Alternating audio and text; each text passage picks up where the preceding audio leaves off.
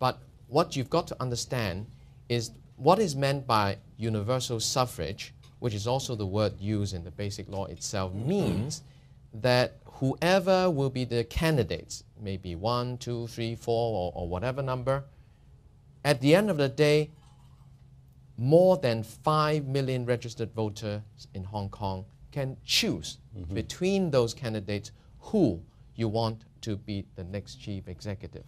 So I think that is really the background, the foundation of all the things that are happening now, and I think that is the basis from which we would move forward. Right, but and the basic, I hate to keep saying basic, but the words in our mind, because, and by the way, if you ever want to quote from it, we have it here. Well, I just want to show you what the Basic Law looks like. This is a small version, the travel version, like Scrabble, you have the travel version and the big version. If we had done our homework, we'd have them all available at your table. So we say, don't leave home without it. Yeah. We're not perfect. No system is perfect. Neither is the US, European system. None of us are perfect. And I happen to believe that Hong Kong is experimenting with something which may be, history may show, to be more perfect than that of the West. Now, the problem is many of the people in the West think that we in the West are democratic, you are not, and so let me teach you how to do it.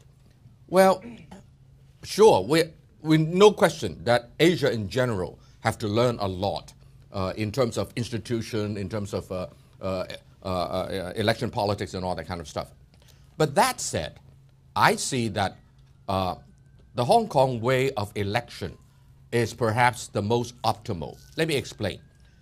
Our Legislative Council, for example, 50% of the members, and that may come up in a few years after 2017, by the way, and 50% of them will be by geographic constituencies, meaning everyone has one vote.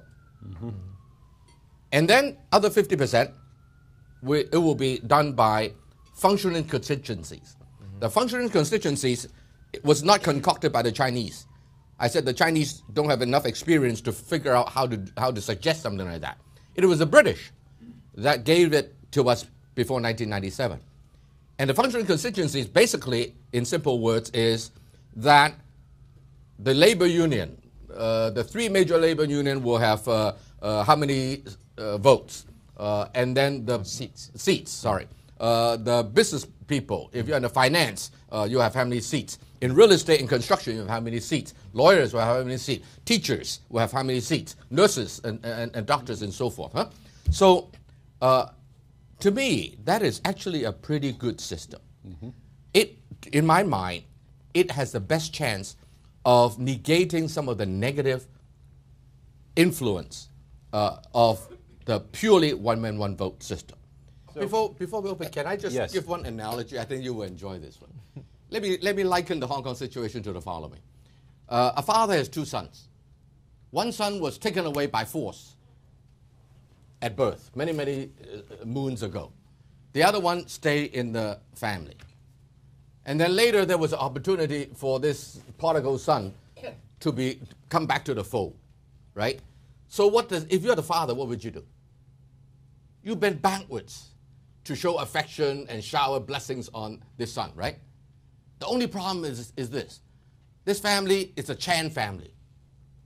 And that son grew up as a Mr. Smith. He thinks that he's Mr. Smith. And now he has to adjust to being a Chan.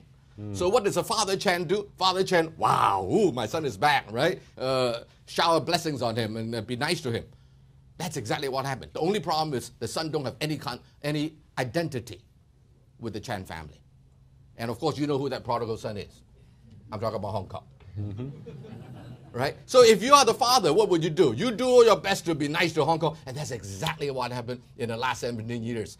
You can do anything you want. I don't want to mug around with you. You just do whatever you want. And by the way, I'll give you a lot of goodies, right? CEPA and free travel, all kinds of goodies, give it to Hong Kong. And yet, this son, there's something in this son, not all of them, but frankly, a minority, maybe, I don't know, part of this, this son, just don't like the father. So whatever you give them, he slapped you. You give me something else, he slap you the other way. And that's exactly what happened in Hong Kong in the last 17 years.